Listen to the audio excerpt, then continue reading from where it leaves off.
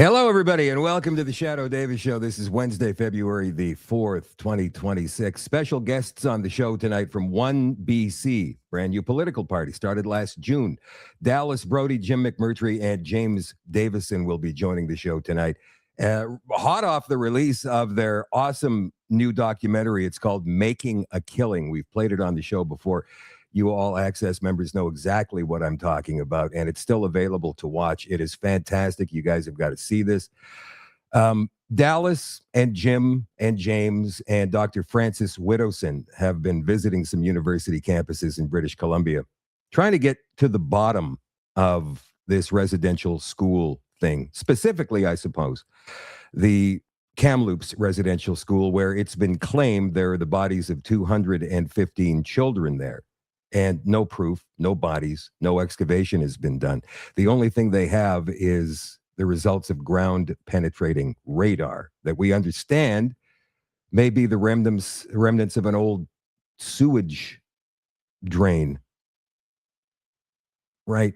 So they've been going to university campuses, just trying to talk to students to see if they know about any of this stuff, because it's a big deal with young people, and they even teach this stuff in universities these days, and the reception they got at UBC was something else. Not so bad at the University of Fraser Valley. I've got video. There's one kid, you've probably seen this video already. Thank you to Drea Humphrey of Rebel, by the way, for covering this so fantastically.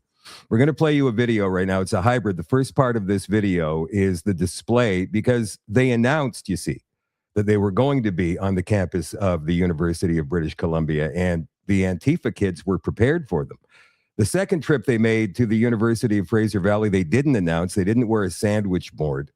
No advertising. They just went to talk, and things were a little bit different, except for one or two kids who came out and started yelling programmed Antifa cursing. And here's what it looked like. No one likes you!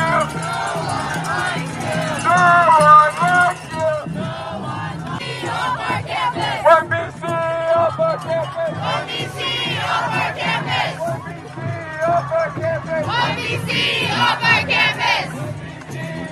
campus! OneBC off our campus! OneBC off our campus! OneBC off our campus! OneBC off our campus!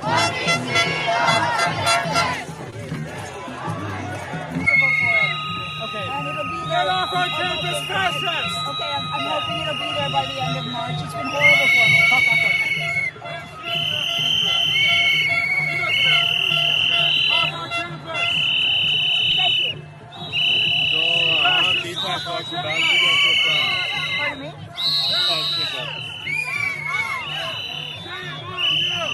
Shame on you! Shame on you! Shame on you! You far-right reactionary pieces of shit! Of course you... Okay, guys, I gotta throw this out there right now. For those of you who don't like bad language, there is a bucketful in this video. used to teach here. They wouldn't let you teach here. You dumbass fucking bitch! Get the fuck off campus! Fuck you! I'm mad because you fuckers are denying a fucking genocide! Get the fuck out of here! UFB is sick! We're not getting rid of you fucks! Fuck you! Don't talk to me! Get the fuck out of here! Fuck you! You are being rude! You're denying a genocide! You piece of shit! My grandfather went to a residential school. He Get denies the it. fuck out of here! Where are the bodies? In the fucking ground, you fascist! Fuck you!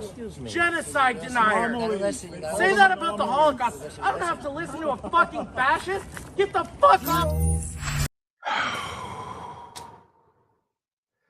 Dallas, Brodie, Jim McMurtry, James Davison join us right after this break.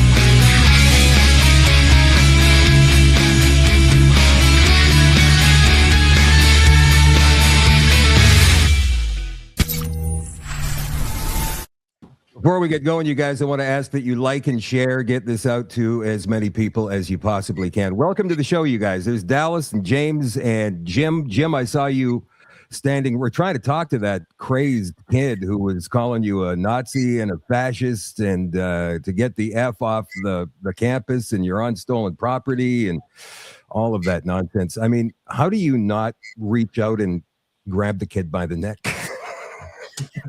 that would have been my first impulse. Well, at UBC in particular, I think we were more concerned about them reaching out and grabbing us by the neck. Yeah. Because there was up to about 1,000 very hostile people.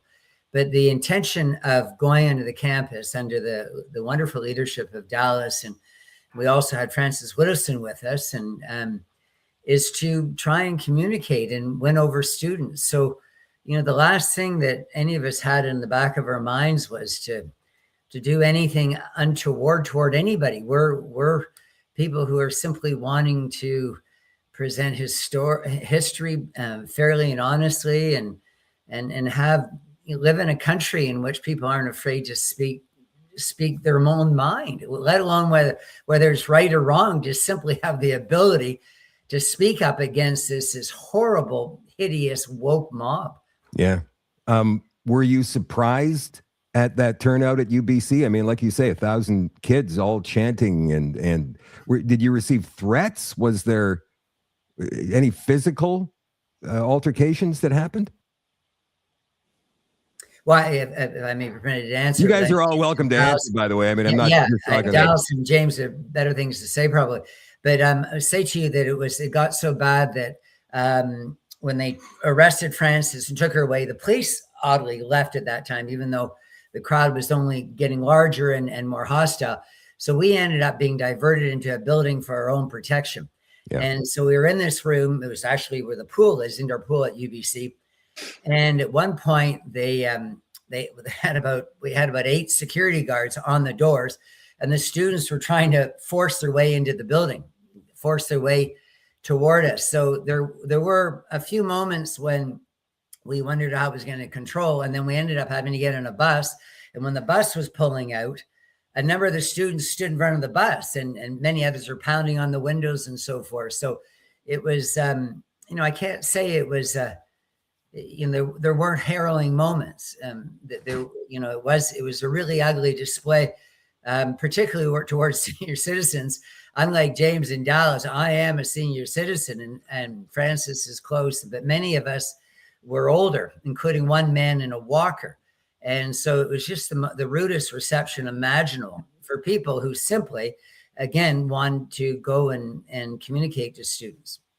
You know, that kid there who was standing solo until I think there was a couple of other Antifas. When they found out you guys were there, they came rushing out and tried to stir up the crowd. I noticed in the video that Drea had posted. But what do you see in their eyes, Dallas, when you, and we'll get into the actual reason that you were there, obviously, because it's a big issue, especially in British Columbia right now with DRIPA. But I mean, what do you see in their eyes when they're standing in your face yelling at you like that? Is there any personality, or is it like robot programming? It was like they were in a frenzy. They were kids. I was looking at them because I'm looking at them. I'm almost observing them. I don't feel scared. I'm observing them, and their faces were twitching. The skin on their faces was twitching. Their bodies were vibrating. Their eyes were sort of darting around, and a lot of them were wearing masks that they kept picking at. They kept holding their mask, picking it out, picking it out. It was like this weird thing. They'd pull it out and put it back, pull it out. And then they were also some of them were sweating. Their hair was sticking to their foreheads in sweat. And it was like they were amped up. I can't say what they were on, but there was something. These kids were in an absolute frenzy. But they're coordinated also, right? Yes, I mean, they are.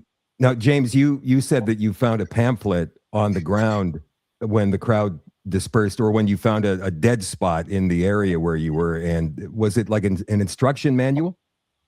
Yeah, it was the different chants that they were supposed to be, chanting out at us, like BC go home, or OneBC go home, and the different chants that they had. And it was labeled with the RCP, Communist Party symbol. Yeah. Okay. So there's this one guy who came out at the University of Fraser Valley. He had the hammer and sickle on his jacket. So clearly a communist, but please continue. Yeah, so it's just like perpetuating a narrative, right? There was, like, just to add to what Dallas and Jim were saying, there was no dialogue there. We tried to communicate with some of these individuals.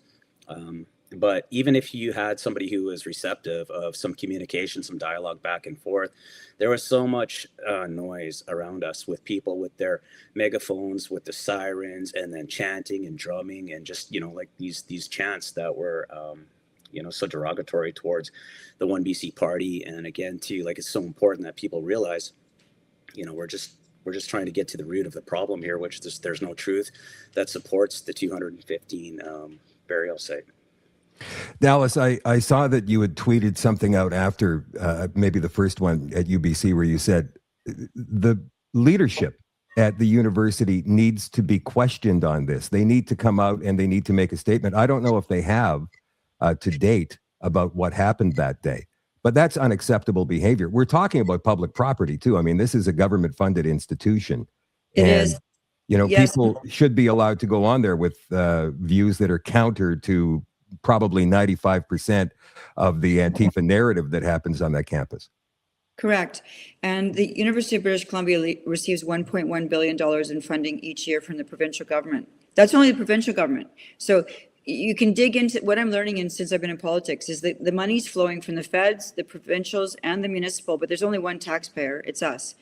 That is a public campus that is supported by taxpayers' money, and they are not allowing diversity of thought there. We have to have diversity of thought, otherwise we become mental slaves, and we can't live that way. We are so focused on diversity of skin color and sexuality, which means nothing because it's superficial. We have to have diversity of thought. That is what expands our society, because the other stuff means nothing. It's the thinking, and UBC is not allowing that. And so we sent a letter, a detailed letter out it was addressed to the president of UBC, the board of governors, the RCMP detachment out there, and one other group we focused on. And we wrote a detailed letter. It's on my X account. We sent it out. It's been 6 business days. All we've received back from them is an acknowledgement of receipt. That's not adequate. 6 business days with all of the thinkers and communication staff they have out there. This is where we're at. They're freaking out because I know that they've been receiving letters from all of their alumni saying, this is not my university. I'm embarrassed. This is disgusting. How could this, if you allowed this to happen at UBC? And so even if it was awful for Jim and James and me and Francis and all the other people who, by the way, bravely came out, the security guards we had to hire ourselves, it was important that the world and the country see what's going on here. This is what they're building at these universities. They're building essentially cultural Marxism in line with what Mao did in China. Yep. Young people who feel emboldened to come up and literally scream at older people. This is right out of Mao's playbook. They would beat older people to death sometimes, or they would beat them with sticks and scream at them. This is called a struggle session. And this is what they're doing. And this is what they're allowing at UBC. And I know that there were people there supporting me who were out there just watching on the sidelines. They tried to go up to the police and say, are you going to do anything? No, we're just watching. We're just watching. Meantime, I don't know if you've seen the video. Frances was surrounded almost immediately by a suffocating mob. Yep. She is a very tiny person. She probably weighs 120 pounds soaking wet. And there she was surrounded by absolute bullies, screaming at her, closing in on her. And there was no protection for her. If she hadn't had some big guys around her who came, I don't know what would have happened. It was shocking what happened at UBC. I can't say enough about it. It was out of control completely. Are you suggesting that now this is just a question, but are you saying that the leadership at the university maybe perpetuated this, or by doing nothing perpetuated this? Any organization functions from the top down. The leader always sets the tone of what's going to go on in any organization. I can't help but think that the RCMP are taking their orders from up top. That's the way every organization works. So the messaging coming down is, these are horrible people. let them get what they deserve. We'll just stand back and see what happens. If someone gets hurt, oh well, whoops, they shouldn't have come out here. And they carried Frances off, by the way, like a piece of furniture. It was disgusting. She was being basically assaulted, screamed at, and who did they remove? Frances. And they arrested her and ticketed her, I believe, $115 ticket, she said. Right?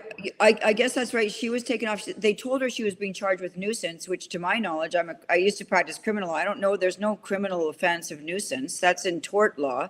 So I don't know what these cops were even saying to her. Like, that's garbage. Then they took her to the station out at UBC, put her in a cell for 2 hours.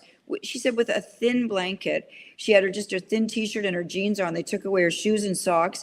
And she's sitting in there for 2 hours. Then later she said, come on, guys, what's going on? I'm freezing to death. They released her with no charge. So you tell me what's going on there. I don't know. I've been talking about on this show probably for 5 years now, not every night, but I do talk about this as a common thread. Antifa. It's been described as an ideology, right? Like, yes. So when you're trying to say, well, it's a group, you can't say that. There are groups of them. There are chapters of them, each by a different name in different cities or different municipalities, Black Bloc, whatever. But Antifa has been described by people who subscribe to that as an ideology. Mm-hmm. So what I've been saying is that, well, Antifa runs through government. It runs through our judicial system, in my opinion. Yes. It runs through the police. It runs through law. It runs through bureaucracies. It runs through NGOs. It runs through everywhere. So I've got a pretty heavy question for you. I know that the Premier of British Columbia used to be an activist back in the day. Oh, yeah. I've run video of the guy when he was protesting at the 2010 Olympic Games. Is he, in your opinion, does he ascribe to that Antifa ideology? I think when he was younger, this is his group. I mean, he just called Albertans who want sovereignty traitors. Yeah. He actually just said that publicly on the left-wing corporate media. I couldn't even believe this guy. No, it's like, David, your whole province is on fire. Not one file is working out here. Everything is in crisis. Not one thing is working properly. And you take time out of your day to comment on what's going on in Alberta. I suggest you focus on your own work, which is going very poorly. You have such a mess on your hands. You are destroying this province. I consider him to be the worst thing that ever happened to British Columbia. I wish to heck he'd go back to Ontario and take his ideology with him. David Eby has gone from activist group to activist. He comes out here, he goes to law school, then he goes to work for Pivot Legal, which is the organization that does legal work for people who are on the street and so on. Fair enough. But he doesn't actually do the grunt work down in the trenches. He always wants to be the leader of the group. So he quickly goes to the leader of Pivot. Then after that, he jumps up to the leader of the BC Civil Liberties Association. But does he actually do any legal work and actually getting in the trenches and doing the work like I did? I did criminal defense work for young offenders for 7 years. I was in the trenches with these kids helping. Then he jumps up and he gets into politics, becomes AG, and now he's premier. And I'm thinking, I don't know if you're into power or if you're really into making a difference to this province, but your ideology has been reckless, David, and you have been oblivious to what this was going to bring down on all of us. I mean, these judgments coming out on the Indian land claims, he says, these were unintended consequences. I call BS on that. You knew what you were doing. You were the AG when you did the written directive to stop them from arguing the strongest argument they had to defeat these claims, which was extinguishment, which is basically a legal principle. When you get fee simple, all other claims to the land are extinguished. He made a written directive saying none of the provincial lawyers are allowed to make that argument anymore. So he sent them into the boxing ring with both hands tied behind their back. Of course they lost. So don't tell me now that it's not it's an unexpected consequence. So Eby to call out Alberta when they're trying to save their own hides, they've got a huge problem there. They've got this incredible natural resource, and he's bothering to comment on them. Focus on what is in front of you, Premier Eby. You've got a mess on your hands, and you're just trying to deflect. It's the oldest trick in the book in politics. I watch them keep doing it. They want to deflect onto other problems to get the pressure off. Blame Trump, blame Alberta, blame Dallas Brodie. Anybody, but to own the mess you have created. And each of us in our lives need to own what we have done. If you screw up, you need to own it. And he needs to move this whole, well, I'm not going to hog the conversation, but him talking about Alberta, I was in Calgary when that came out. I was at the Federal Conservative Party convention, and I posted about it immediately saying this is outrageous. What is the difference? What are you finding the difference? Because I know you just got back from Calgary and you were there. So, I mean, the difference in just attitude between Alberta, Calgary, and where you are, how much? Big difference. I gave my first speech in Red Deer after I was expelled from the Conservative Party for pointing out that 0 bodies had been found at Kamloops. And I went there to speak. It's a Saturday. 600 people showed up to I think it was a curling center on a Saturday. I was in shock. And then afterwards, I listened to panel after panel with this incredibly lively, rigorous, fierce debate between people who are Albertans about that doesn't happen in British Columbia. They're lively there. They have a real spark that's missing in BC. I don't know if everybody out here is too stoned, but they're alive out there. Like seriously, the Albertans really give it. They go for it and they talk and they argue and they fight. And that's what politics should be about, and let the best idea win. And here's, This Cowichan ruling, I've seen some video from the homeowners who were in that area. And this is, you're the lawyer. Maybe you can explain the ruling to us in a way that we can understand it. It seems that fee simple is now sharing the property. The people who bought their property under the fee simple rules are sharing the property now with that Indian band. And there's people out there who are saying, yeah, there can be 2 owners. What's the big deal? Well, anybody knows you can't serve 2 masters in life at all. And you certainly can't share a property with a separate owner who might have different ideas about what to do with it, unless you've entered into some joint venture ownership thing with an agreement about how we get in, how we get out, what are the terms of getting out of this agreement. So this doesn't work. And this has been the what the government has tried to say, oh, no, it's no big deal. Aboriginal title won't hurt fee simple. No, that's not true. That judgment basically gave the Cowichan band Aboriginal title over 800 hectares. Is it acres, Jim, or hectares? 800 hectares in Richmond. And they actually were claiming something like 1,700, and they're appealing it because they want more. And a big chunk of that had private land in it, including personal residential real estate and then business ownership. It is a mess because now we've got people who are saying that they can't get their mortgage renewed. Correct. You've got people who are maybe considering buying a property in that area who are now saying not a chance. You've got banks who aren't giving loans out now for that region because they don't know what the hell's going on. That's correct. And based on a tribe that apparently fished there during the summer only for a month or two 100 years ago. Yeah. And it used to be that if you owned fee simple, that was the end of it. You owned it. And now, of course, one really interesting thing that's popped out of this is that the leading property tax appraisal guy, Paul Sullivan in British Columbia, he does a lot of, like, if you get a property tax appraisal and you don't like the amount of it, he's one of these companies that does appeals for you. He's now got a class action going, and he's going back and saying, well, if they don't own the property, why are they paying any property taxes?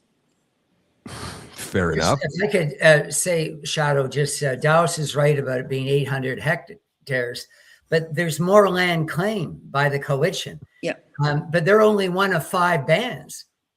Yeah. Or First Nations. And of course, others could come in. It's all based on oral tradition.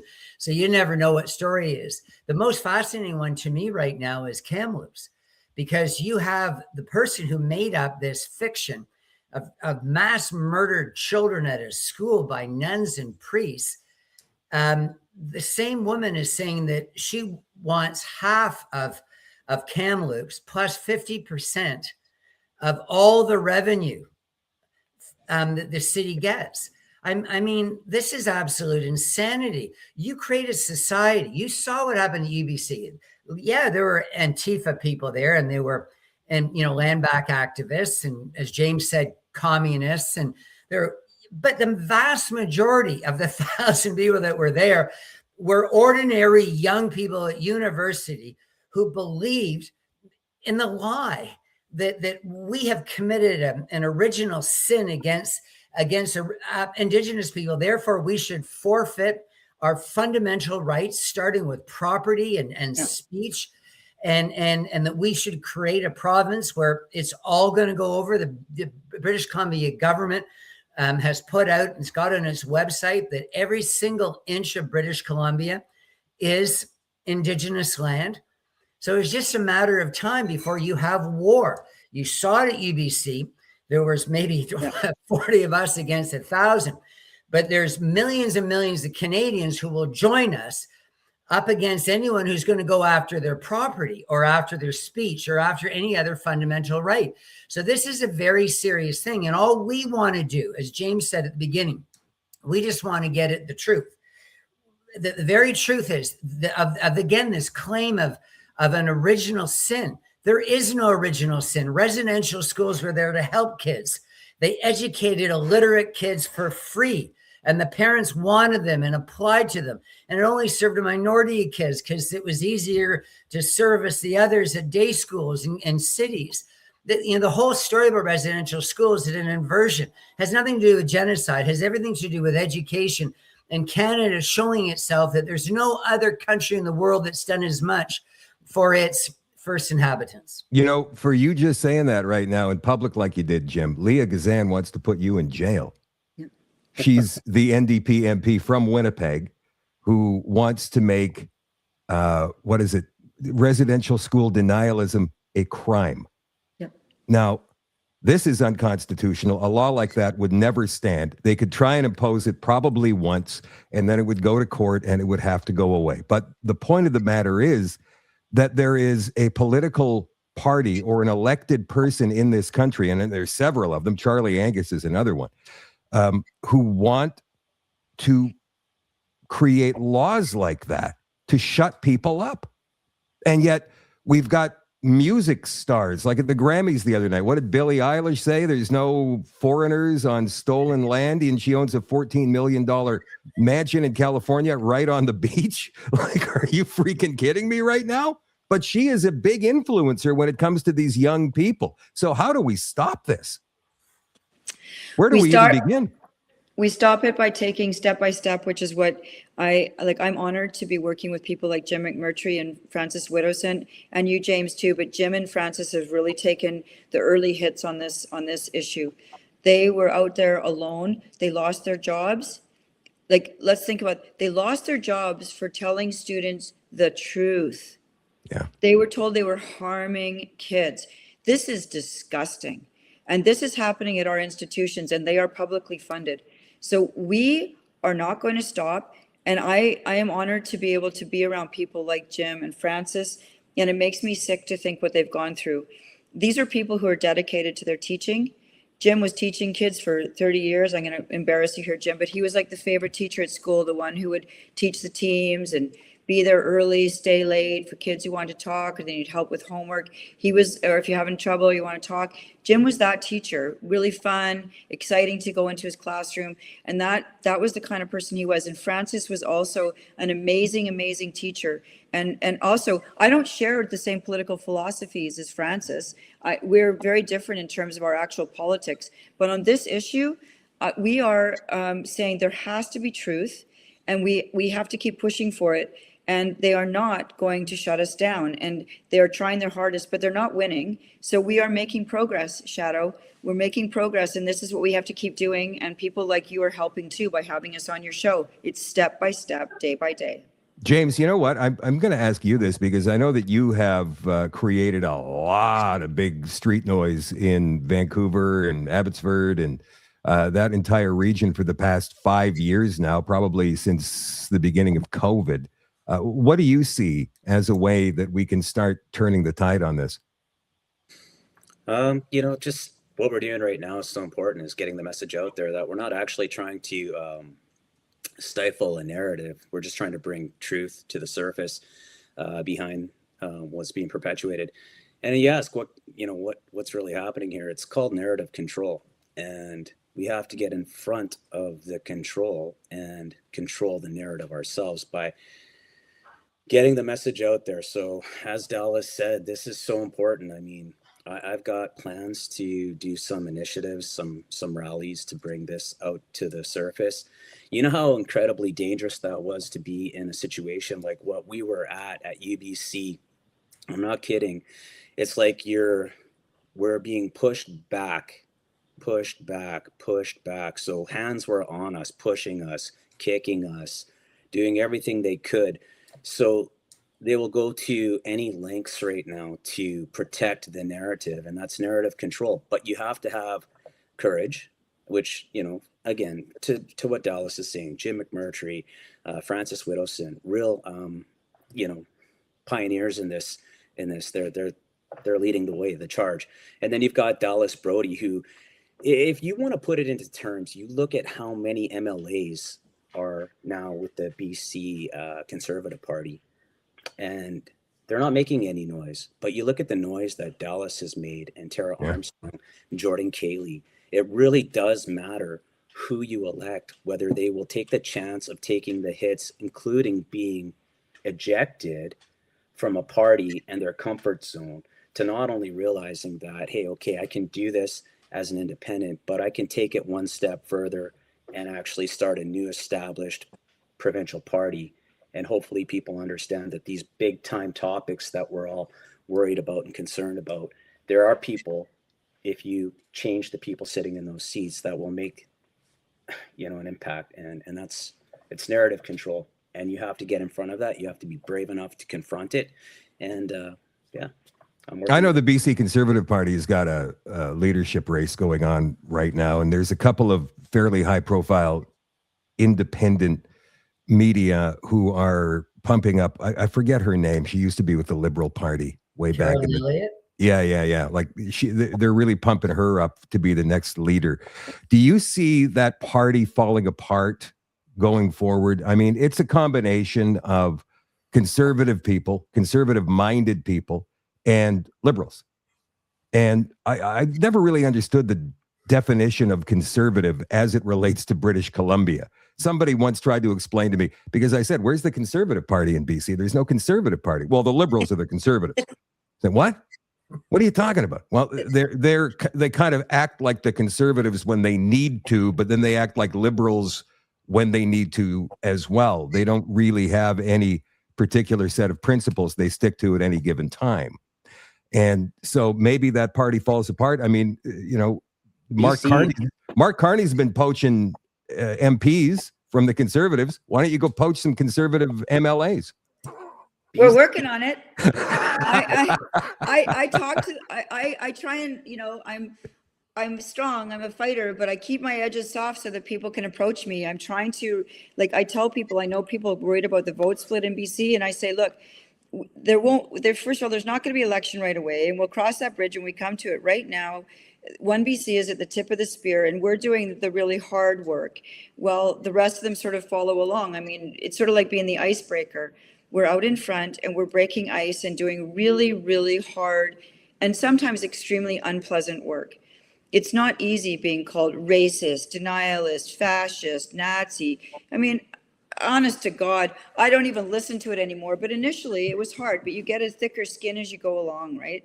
And I think that party, we're watching, OneBC is watching to see who's going to emerge as the leaders in that group. It's going to be quite the bun fight, because they are really, this is going to be heated, because that next person could well be the premier. If we aren't the premier and running the proper part, they could be the premier. So the lust for power is strong, and there's some hardcore liberals running. There's some what I would call conservatives, but not strong enough to join me running. And so I'm talking to them behind the scenes, a couple of them, and people are worried because they want OneBC to be, because they're, you know, people are saying Dallas is the only person standing for the conservative principles, and Tara was doing it with me until we had our implosion last year. That's another story.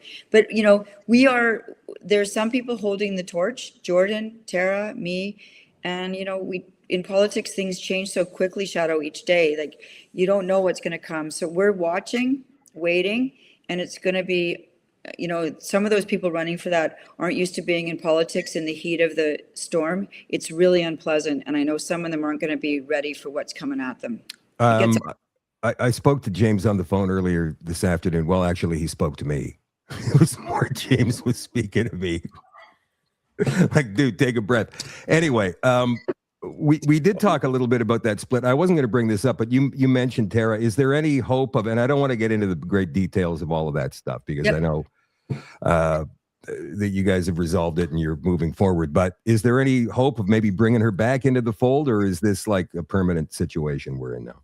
In politics, nothing's permanent, honestly, except for maybe some people it might be totally permanent. Like I would never link arms with David Eby, but Tara, for sure, I just say it's always open and available.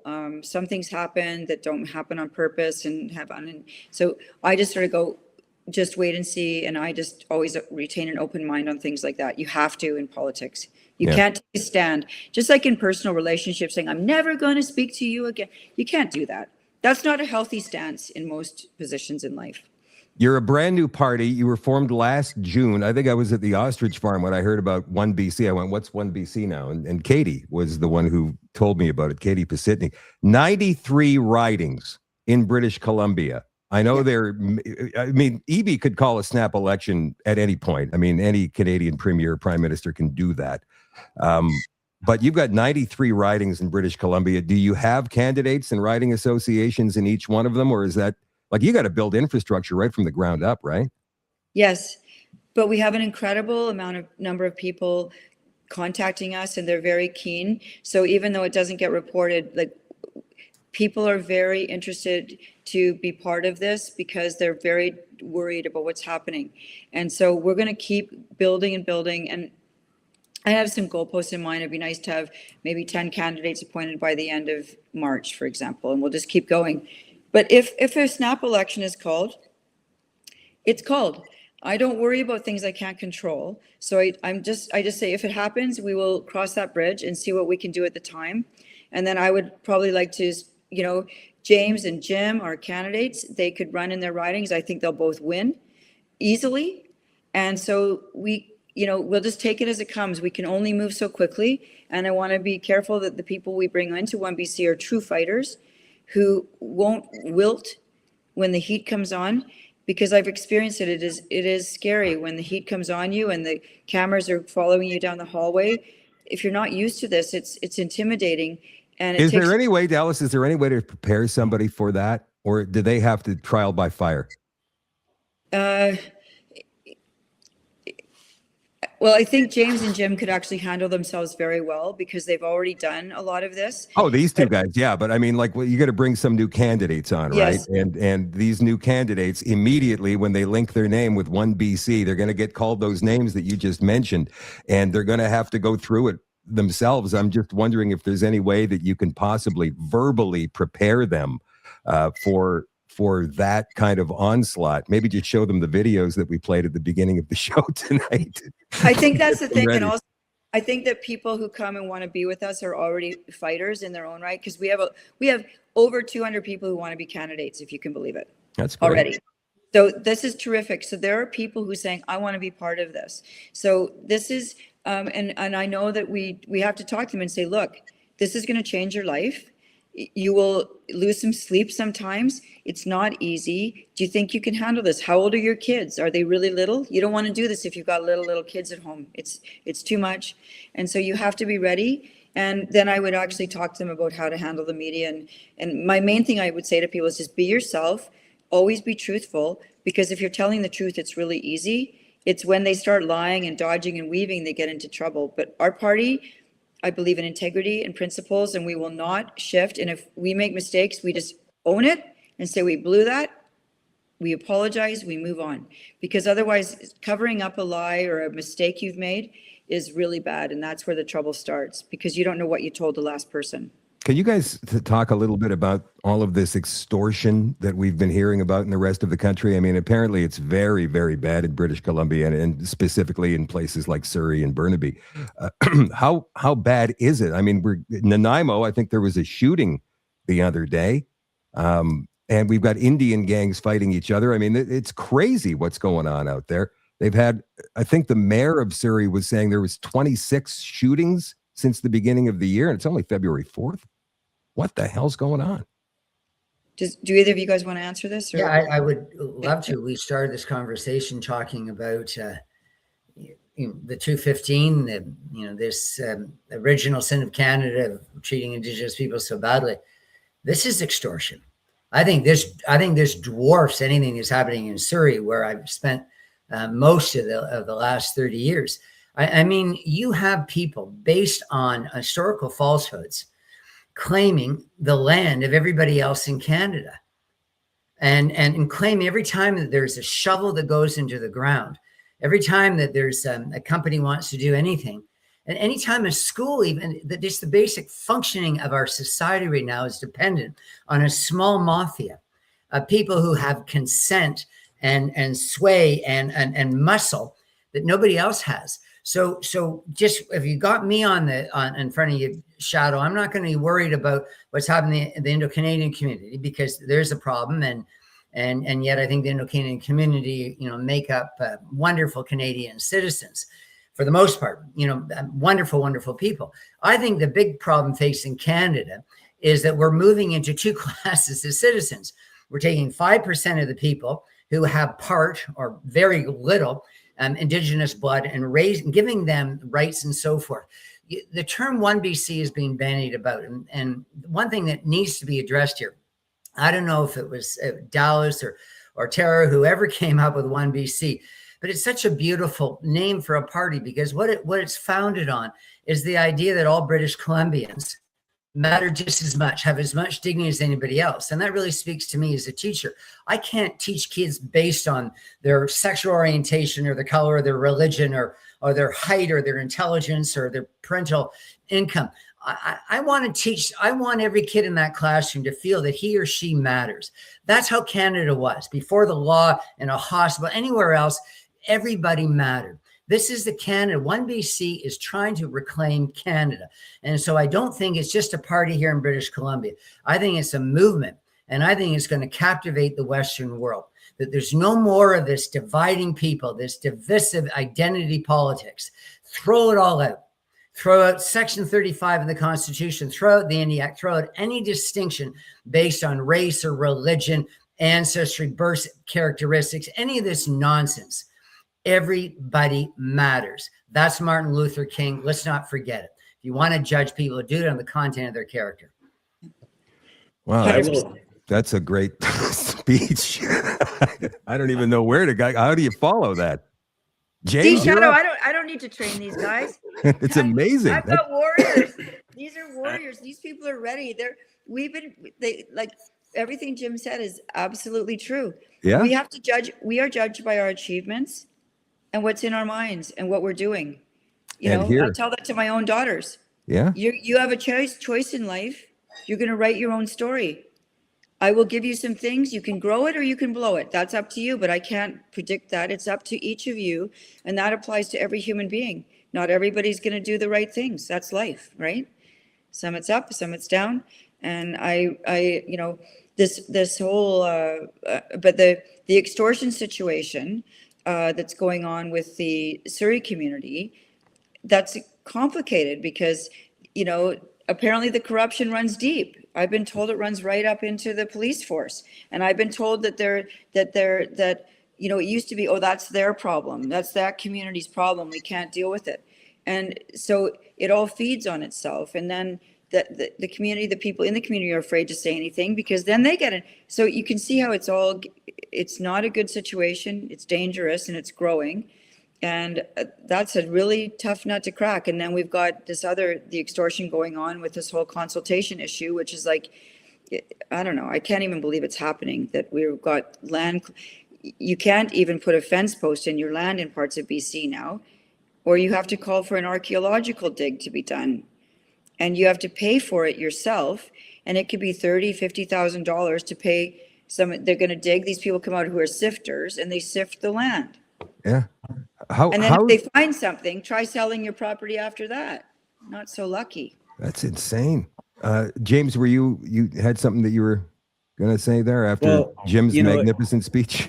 we're all being held hostage here and extorted out of our land titles here with what could possibly come down the pipeline. But I did want to add to you, this extortion thing. It's really prevalent in Abbotsford as well, and there's a major South Asian community here, and I know quite a few people, and I've heard like this is coming down from students that are here on exchange students, visas, expired visas. They have no way to earn money, and these cartels, these gangsters are basically hiring these kids who have nothing, and they'll pay them like $10,000 to go and shoot up somebody's mansion, and they're asking those people if they want protection, then they're going to have to cough up like $100,000, Shadoe, and it's crazy, but that's what's happening here. And again, to you, like, it's so important to realize, so you have to be very careful with immigration, and you have to have safety nets. When people are here on expired visas, they need to be out of here. And it's going to come down to governance. A lot of this is federal issues, but at the end of the day, Dallas, she's right. I mean, it's corrupt system from the top down. And well, you know what? I'm not against immigration. I've always thought, hey, you know what? You got to have it. I mean, it's absolutely necessary function for any country to have immigration, but you have to keep the numbers realistic, first of all.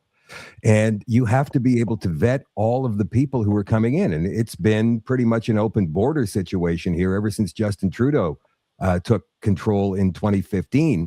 And the government can't even tell us how many undocumented are here now. They say, well, it's anywhere between 20 and 500,000. That's kind of a big stretch, 20 and 500,000. And as you pointed out, James, just now, undocumented students, right? And so it does affect, and I'm not sure if there's any provincial solution for it, but, I know that crime does fall in the provincial categories. Well, since you're touching in on criminal basis here, like Dallas knows about the Legal Professions and Occupations Act. There's some really pressing issues here in British Columbia. I'll just bring up a couple things. Yeah. There's still the Health Professions and Occupations Act, which is really kind of just hijacked our healthcare sector from. So this is the one where the province dictates to doctors how they're going to diagnose a patient. Is that? Am I right in saying that? Kind of. Basically, yes. To a degree, yeah. Go ahead, Dallas. I mean. Well, the Health Professions Act is there's some major things in that, and it came in during the mandates. They were pushing this. So now a doctor, I believe they can get I think it's a $200,000 fine or several years in jail if they, for example, they have a patient in front of them who indicates that maybe they shouldn't take a specific vaccine that the provincial health officer is telling them they should take. If they don't recommend they take it, they can be jailed. And that's one of the things. The other thing is that now you can come into a doctor's office and the government can just come in and take patient files without a warrant. Fact. That's in this. Think about what could possibly go wrong there. Dallas Brodie, gee, I'd like to find out what's going on in her life. I'll go in. David Eby sends his henchman in and he gets my records. He can find out what is going on in my family. I've had a psychologist association come up to me as my constituents saying that there's a big problem now because the government under this act is going to have access to the audit notes of psychologists. Those are the notes they take while you're in session with them. Some of them have said several doctors who are patients who are undergoing spousal abuse and having maybe a drinking problem of their own are coming for help to try and address their psychological problems they're having, but they can't come anymore because they're afraid that the government will find out that they're going for psychological therapy to deal with these difficult issues they're dealing with in their divorce or whatever. And now they will know about it. So they've quit coming. That's true. And all these psychiatrists are freaking out because how can we practice, or psychologists are freaking out and saying, what are we supposed to do now? You have to take notes. You can't remember every patient from session to session. You can't. Whatever happened to patient-doctor confidentiality? It's gone under this act. That's what we're trying to say. And so many people are still asleep to this issue, but the doctors are now aware of it. Close to 50% of the psychologists are all thinking about resigning soon and retiring. They don't want to be involved in this. And so people who need help will not be seeking it anymore. And you can understand why. This is private the most private stuff, okay? Mhm. What if you have a child that's, you don't know what's going on with people, and it's none of the government's business, but they've also changed it so that political appointees will be on the College of Physicians and Surgeons now instead of other doctors and psychologists. And they're doing the same thing to the legal professions. The government is going to put government appointees into the running the law society. Now, the lawyers are fighting this in court, but they've allowed the transaction to proceed despite the fact that this lawsuit's been launched. So these are two major problems. They were developed by this guy named Caton, who came from Britain, that was hired by David Eby, and it all ballooned out of a case where a child got brain damage in a dentist chair in Vancouver because the guy was doing the dental treatment and doing the anesthetic, and she was under anesthetic for too long. And he didn't get disciplined heavily enough by the dentist college. So all of this uproar, they went to this guy named Caton, I believe it's Katon, and he recommended all of this centralizing of power. And What, he's like a one-word name, like Cher? This like, guy? no, It's I think Caton. I can't remember his first name, but Caton, either Caton or Katon, but you can look it up. And he recommended these acts, which are sweeping reform of how doctors and lawyers, psychologists, chiropractors, dentists, everybody are governed. And once again, I see it as an ideological grip for power to centralize power into Victoria again, which is what we're constantly seeing with the EB government.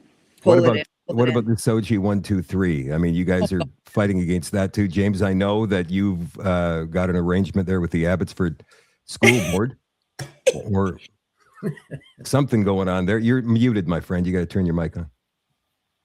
James, you're muted. Yeah, sorry, my dog was barking. I didn't want to interfere. Yeah, we have an ongoing initiative, me and Pierre Barnes, in regards to what's happening in our education sector. And we did have a trustee who actually brought up that it would be to the child and the parents' benefit to have a week's notice if there's going to be any of the sexual orientation education, SOGI 123 programming.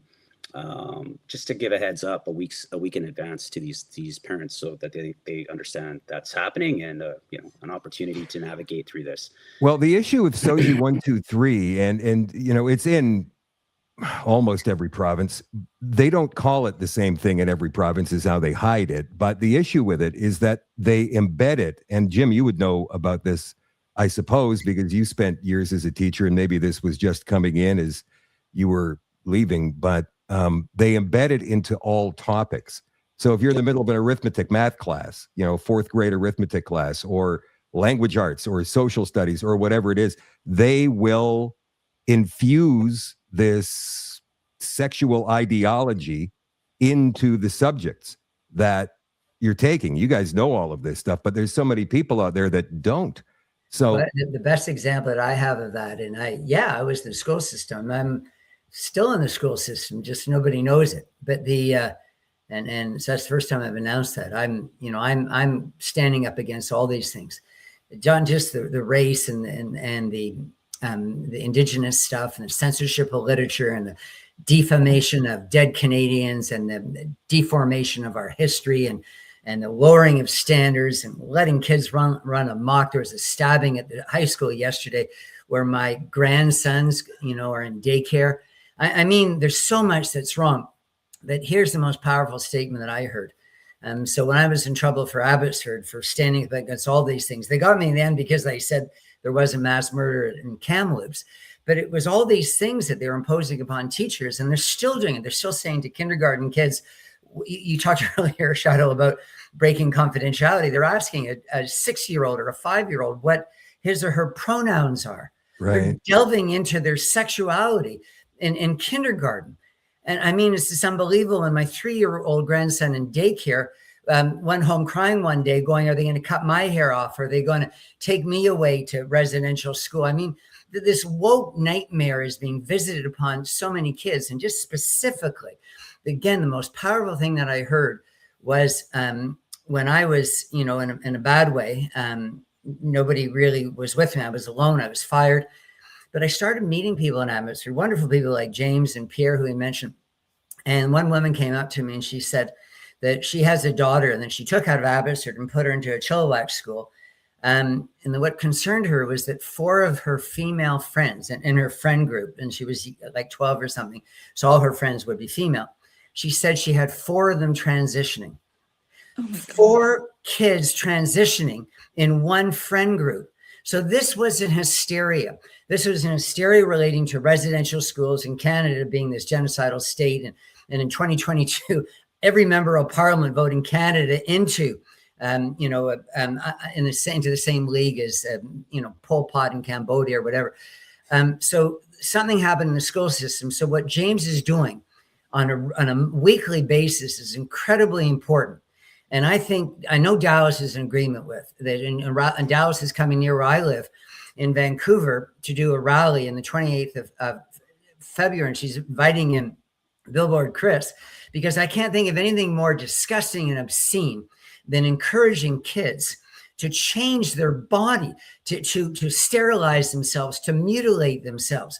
The number of teachers I've seen in the school system, teachers, and of course there's principals and superintendents, all these people, and they're doing it because they think it's going to help their career, that they're just bragging about how many kids they're leading down like Pied Pipers, leading these kids down a path of, again, mutilation and sterilization. So that is the worst thing, far worse than telling kids there was a genocide that didn't happen. This is going into ruining kids' lives. So without OneBC, who is going to be standing up for kids? I just wanted to say one thing and then segue into Dallas so she can finish on this point. That's awesome. You're so passionate. We just love that, Jim. And you nailed it.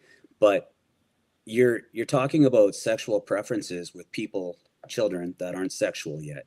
And now this all stems from the Infant Act, which also allows these children to do medical procedures without consent of their parents, as well as teachers. They have the leash to teach what they want based on curriculum. So anyways, maybe Dallas can jump in on this. Wasn't there a story in British Columbia about a father who wanted to stop his daughter or son from transitioning and he got arrested? Yeah. And yeah. I'm amazed by that. And he was chastised by the judge in the courtroom for still referring to his daughter as a she. And I think he was put in jail for that, was he not? He was told that he couldn't ever refer to his daughter as a she anymore because it was now a he. And this is how the courts have gone bonkers too. But this is the ideology that's been floating through several years ago. The Law Society introduced an administrative rule that when you come into court now, we used to go in and say, "Good morning, Your Honor, Brodie initial D." You'd say Brodie initial D for the transcriber. Now you have to say your pronouns. Give me a break. This is ridiculous. I am a woman. It's obvious I'm a woman. I don't need to tell you I'm a woman. Like, it's ridiculous. And but in the meantime, you got the United States, like there's a ruling came out a couple of days ago. A detransitioner was awarded $2 million in a court case because she was coerced by the doctor and her psychologist for pushing her into this gender affirming surgery before she was ready for it. She was 15 or 16 at the time. Now she's 23 or something. It's terrible. And she got the $2 million. I mean, like, think about all of the medical treatments that she's going to need now for the rest of her life. $2 million is not even going to come close to covering it. I'm glad she won. That's real progress, though, because now that's a deterrent for the next people that are doing it. And that's what we need, is we need to get to accountability. But in Canada, the Juno News reached out to the Canadian Plastic Surgeons Society. I'm not sure if that's the correct name for the group. Crickets. They're not talking about it. They don't want to discuss it. Different country, bad ruling for them. Now, Dallas, I know that courts can use rulings from similar countries in situations like this. I'm not sure if they do it often, but they can, I've heard. Well, often if there isn't a good precedent in your own country, we look to other countries for precedent. So in Canada, we would first look to sort of other Commonwealth countries because we find our roots in the common law. Like, we follow a stream of cases from the UK, New Zealand, Australia. We might follow those first before we'd look to American jurisprudence. But it all has an impact. And let's not forget, courts and judges are also influenced by the mood that's out in the society at the time they're ruling. They are human beings. They're afraid to like it comes down to courage on so many levels in life, whether you can withstand the go along to get along mood. It is very hard. It's hard in the legislature. It's hard in Washington, D.C. It's hard in a school environment where all the teachers are going along and you're the skunk in the room sticking out and saying no. Or James, I'm sure you've got your own situations where you've had to stand up and be the one who says the obvious truth, but everybody's sort of going along with this now. So the judges are impacted this, and I think we are seeing, for example, the recent ruling on that the mandates were illegal. That was huge. Yeah. We're also seeing the Privacy Commissioner of Canada saying that they have to release the records with respect to the digging at Kamloops. These are two major victories, being downplayed in the mainstream media, of course, but these are major. So we are seeing that. I think even the judiciary is going to start feeling that the mood is shifting. And I know that a lot of lawyers go into court, they refuse to give their pronouns now, and they're not being ripped apart by the judges anymore. So they're not doing it. They're just saying, no, I'm not doing that crap. How are you guys treated by and by the way, we don't call them mainstream. This is something I try to let all of my guests know. When we refer to the media, we call them the left-wing corporate media, not mainstream. Thank you. Because if we call them mainstream, what happens is people think they're the mainstream, which is the mainstream of our country, and they're not. They are the left-wing corporate media. How are you treated by them out there? I guess this one's for you alone, Dallas, because these other two guys haven't been elected yet. They are starting, like, actually, I got a request for an interview with CBC for next week. I'm wow. Watch out. Woo! Let's pop a champagne cork on that. Oh, They're actually Jim. going to allow this crazy woman into the CBC. I worked there back in the early 2000s. I did 7 years in broadcasting, and that is definitely the belly of the beast. Okay, that's the worst one of all. But slowly, they've been trying to ignore me mostly, but it's getting harder and harder for them to ignore me because I'm raising the issues that are on people's minds, and they want to get rid of me for sure, but I won't go away. Sort of like whack-a-mole. I'll keep popping up. So their playbook will be right now they're trying to ignore you, and then they will laugh at you, and then they will oppose you, just like what happened with Freedom Convoy in 2022. They didn't acknowledge that they were coming across the country, and then they did, and all of a sudden now they were right-wing Nazis, knuckle-dragging fascists, and they're unacceptable fringe, and all of that. So you guys are going to have to prepare for that. Like, if they're starting to notice you now, that's going to be worse than what you've been through already, I think. Sadly. Well, they've definitely defamed me and all these kinds of things. And I did look at, talking to lawyers, but once you're in the political realm, you're pretty much setting yourself up. They can say pretty much whatever they want. And it's, it ends up being a waste of money. They bring the anti-SLAPP suits against you, and the whole thing gets dropped. So I just kind of have gotten used to it, but I do find that I will build respect through having intelligent commentary, continuing to do my work in a way that's aggressive, but it stays within the lines. I say stay within the lines, but color boldly. And I will always be open to talking to the media, and I will speak it true. And that's the way it is with me, and they can rely on me for that. And Rebel's been doing a good job, but and some of the other reporters, they're starting to say, wow, credit to her. She's standing up. And now, I used to be called a racist for saying DRIPA was horrible. Now everybody's saying it. Is Eby done anything about DRIPA yet? He says, well, we're going to amend the legislation, but I mean, I don't know. He hasn't done anything, but he says he's going to amend it. But this can't be amended, Shadoe. It has to be completely repealed. It has to be repealed 100%, and UNDRIP needs to be declared of no force and effect in British Columbia. These have to go.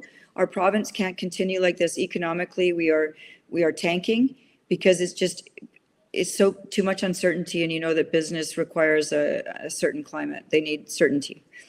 Hey, I wanted to. You guys familiar with Sam Cooper, the work of Sam Cooper, the Bureau? Yeah. Okay. I just published an interview I did with him for my documentary. It's on my X account now. Amazing man. Very Yeah. brave too. That's a brave guy. Yeah, he's been looking into the foreign infiltration into our government and judiciary and the CSIS even.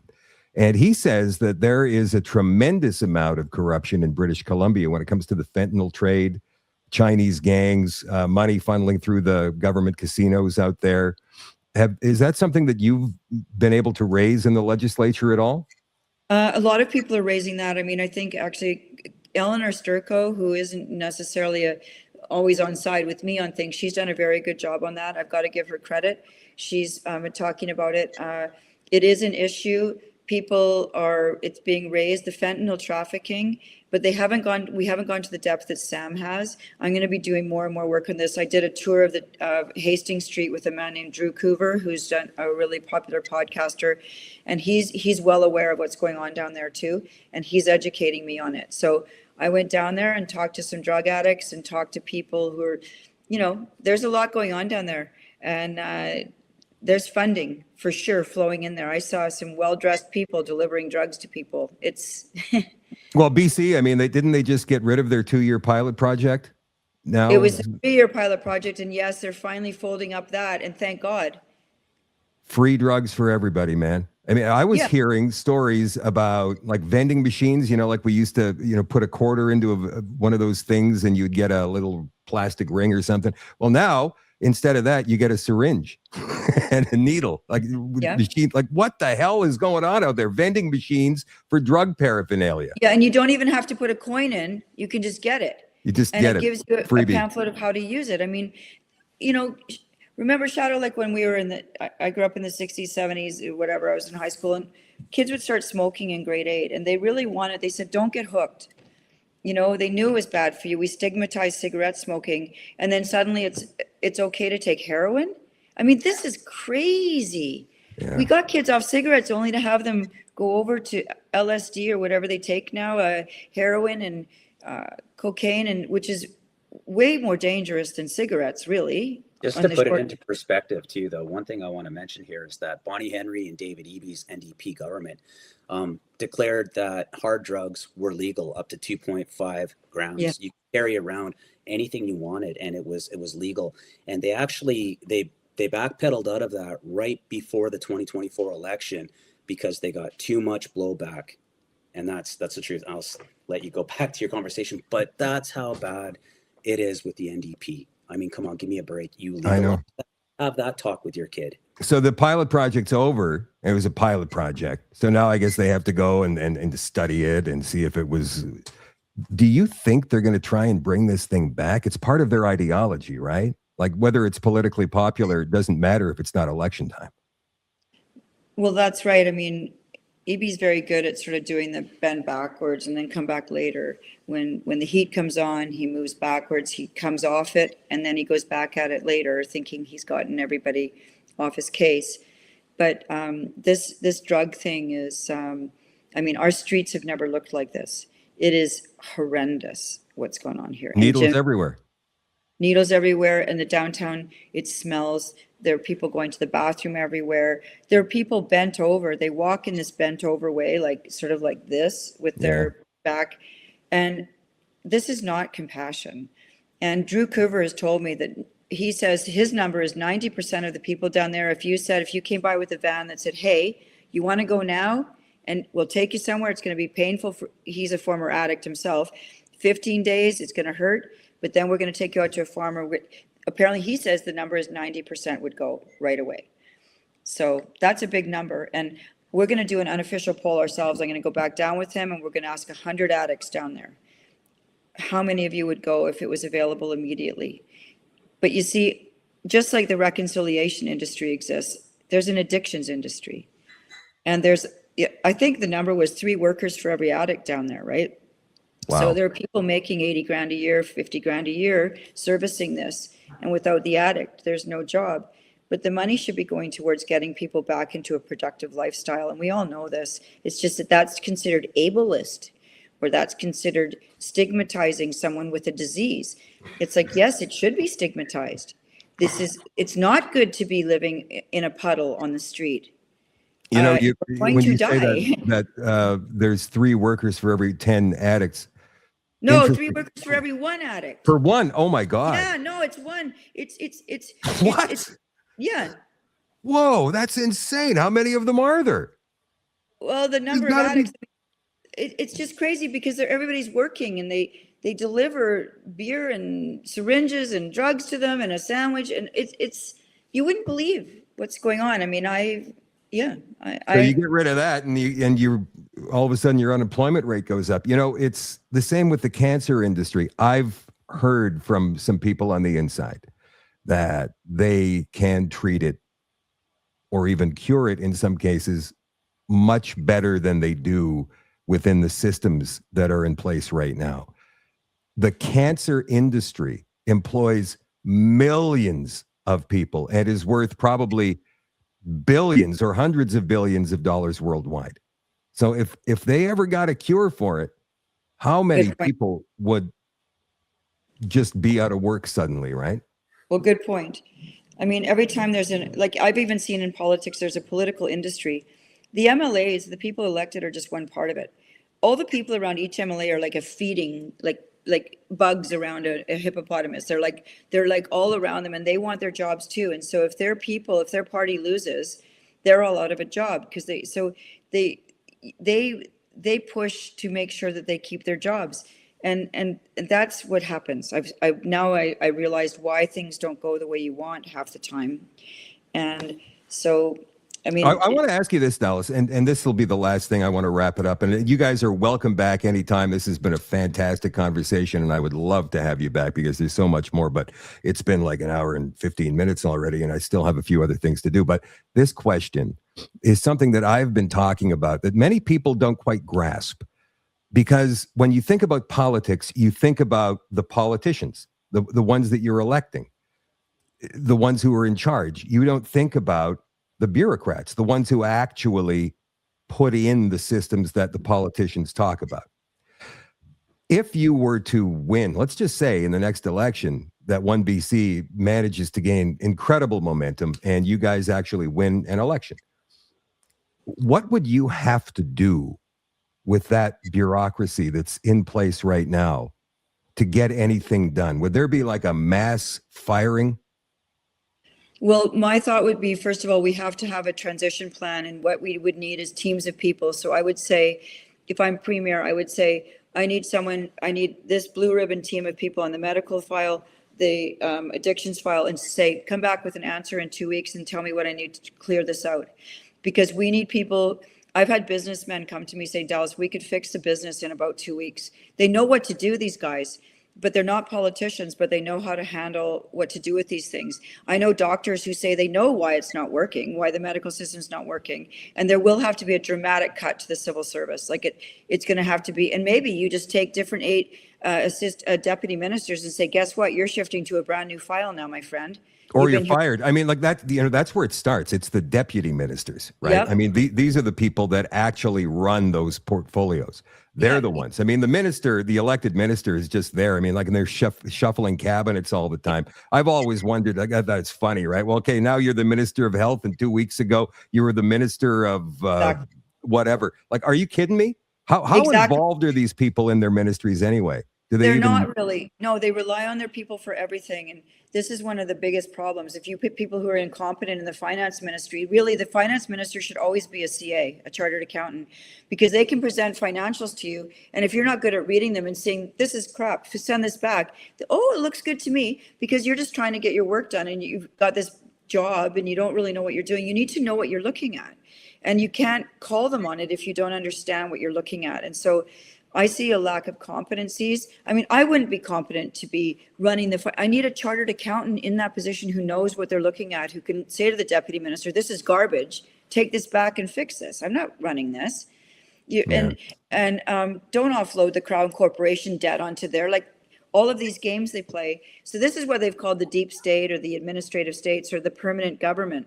And they really end up running things. And they need to feel nervous when OneBC forms government that we're going to do a big house cleaning, because this province has been, I see it as managed decline, Shadoe. Nothing could be this incompetent. I think it's this. Where's it coming from though, Dallas? You guys, I mean, like any of you guys got any thoughts on, like, it's not David Eby. Like David No. Eby is a puppet, and Mark Carney maybe is a little bit higher up in the chain, but he's still a puppet. Where is it coming from? It's everywhere. It's happening everywhere. What It's do you not- guys think? Where do you, I think I have my ideas, but I'd like to hear from these two gentlemen. Well, I'd just like to say, when people are saying where it begins with what James said at the very beginning. It begins with the truth.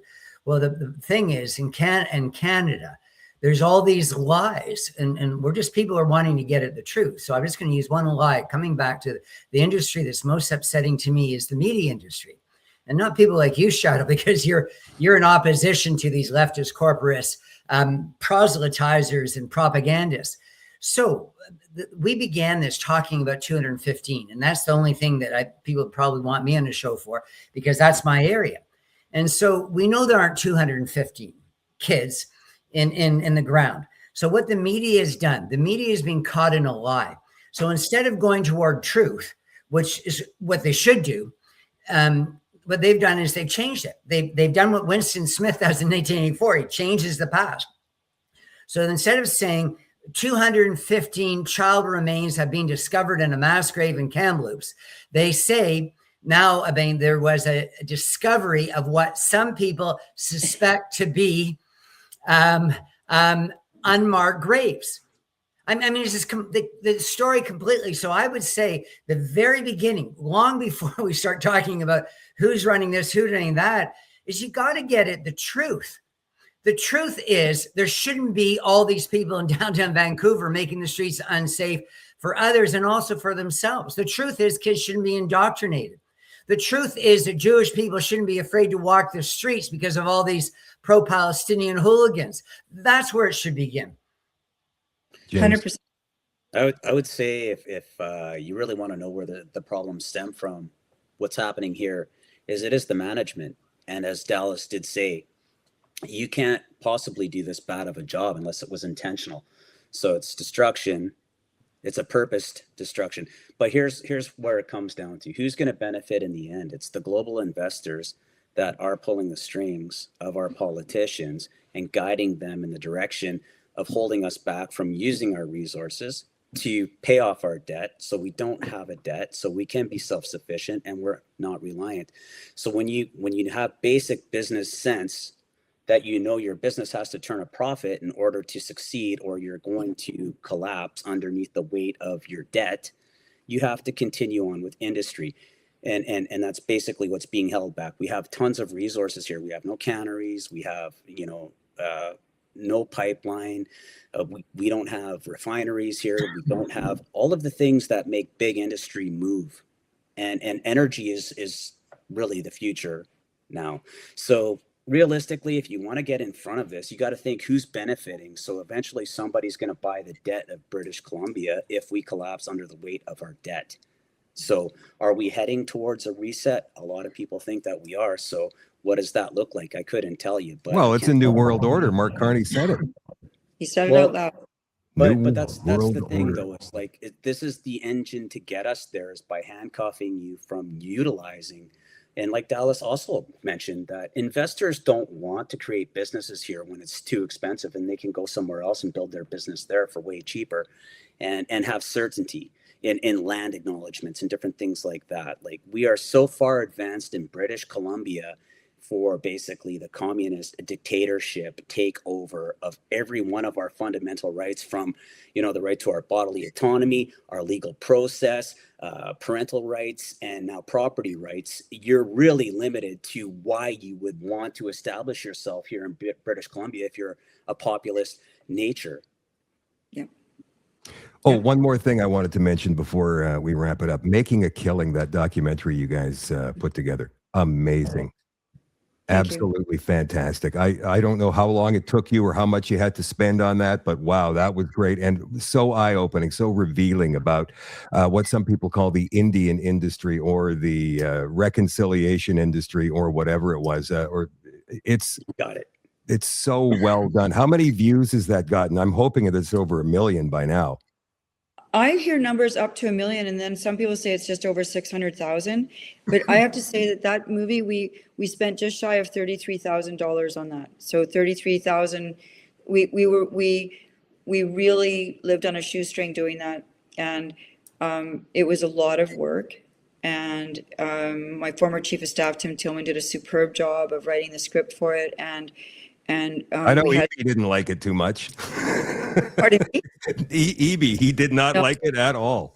No, but you know what? It's unassailable. The research is impeccable, and it is 100% truth. And the beauty of it is it talks to so many different people from different angles on this situation. And it's only about an hour and 15 minutes. It draws you in. I've watched it twice now, and I was there filming it, and I still found it astounding. Yeah. And so I'm really happy we did it. I think it's going to be a historical game changer for Canada. And the team that put that together and worked on it was incredible. And it was a labor of love for a lot of us, because we're watching our country disappear into a situation of shame and self-hatred, and this has got to stop. You know, one thing before I let you guys go, and I know I keep saying that, but the reason, and James knows this, that when you guys had that little tiff within the party last month or 2 months ago, whatever it was, the reason that I personally was so upset about it, and I did a rant about it because I was not happy, is because you guys are not just BC. I know the name is OneBC, and I know that you concentrate on BC. That's your province, and that's what you're hoping to get in there and change. And I totally appreciate that. But you guys represent something good to the rest of the country. And you're leading by example. And there are provinces like Manitoba, where I am right now, and in Ontario, and even in the Maritimes, where people are going, that's what we need. And so I just wanted you to know that it's not just BC, you know, it's the rest of us who are following and watching and rooting for you. So thank you for that. Thank you. And I wanted to say that was a very sad thing. I was devastated personally, but I have to say that most of the team held together, and we are still here, and we are working so hard. And so it's still inexplicable to me how this could have happened. That's for another day, and maybe in the future I'll totally understand. But here we are. We're not stopping. We're still here, and we're growing, and we have members piling in, donations coming in, and people have hope here. And so we're giving them that, and we're not going to stop doing that. So we're still standing. Yeah. Dallas, James, Jim, thank you for coming on tonight. We'll talk again. Thanks so much. Okay. Thank you.